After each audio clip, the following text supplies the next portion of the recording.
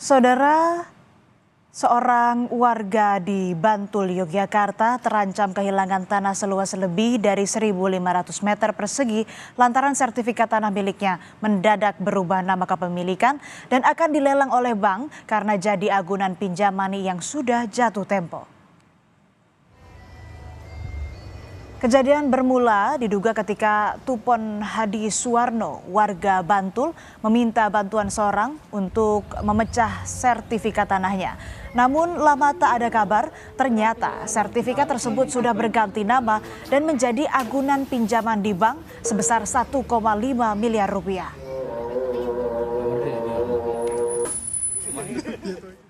Tanah itu ya? Tidak pernah menjual tanah itu. Dan tidak pernah meminjam uang di bank ya? Belum pernah. Tiba-tiba orang bank datang ya? Iya. Reaksi Anda ketika orang bank mengatakan bahwa tanah ini dilelang itu seperti apa, Mas? Kaget kan? Kaget saya, Pak. Soalnya pecah plastik kok. Pemecahan kok jadi balik nama gitu.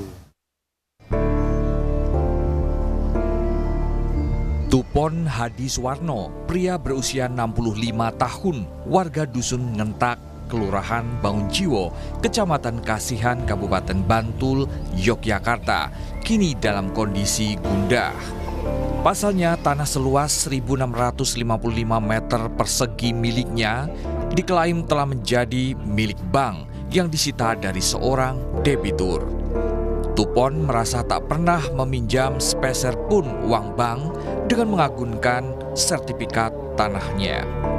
Sebelumnya Tupon sempat meminta bantuan seorang tetangga kampungnya berinisial BS untuk membantu memecah sertifikat tanahnya agar bisa diwariskan ke anak-anaknya. Namun sejak saat itu Tupon tak pernah memegang lagi sertifikat tersebut. Sertifikat kula niku namun jaluk kali Pak Bibit adun dipecah-pecah ke tengah lo. Ini juk pripun? Kabare terus pripun? Kabare iki kula ngrenake nggih sesuk cerak yo dadi Mbah ngoten niku. Bang dugi. Nggih. Terus bang dugi pripun? Dilelang. Mungal pun dilelang ngoten. Bareng ngoten niku kula kaget. Terus wis sakal mboten temutan ana napa. Mboten kemutan ana napa pokokane mboten eling pokokane pun.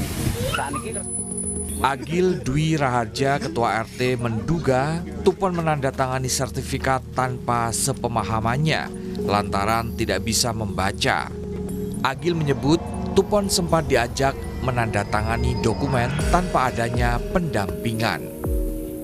Betul, jadi untuk baca tulis itu memang bapak dan ibu itu memang tidak bisa. Terus Pak Tupon itu sudah mulai pendengarannya berkurang. Jadi memang Pak Tupon beserta istri itu 2 kali diajak tanda tangan di 2 tempat yang berbeda. Pertama di daerah Janti, kemudian yang kedua di daerah Krapya. Namun di situ Pak Tupon itu tidak dibacakan apa maksud tujuan tanda tangan itu. Datang ke tempat langsung tanda tangan, setelah itu pulang.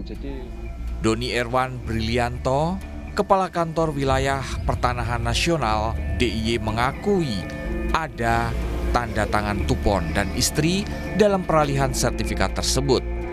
Namun melihat proses peralihan sertifikat itu, Doni menyebut akan memblokir internal dan mengajukan penghentian sementara proses lelang sertifikat tersebut.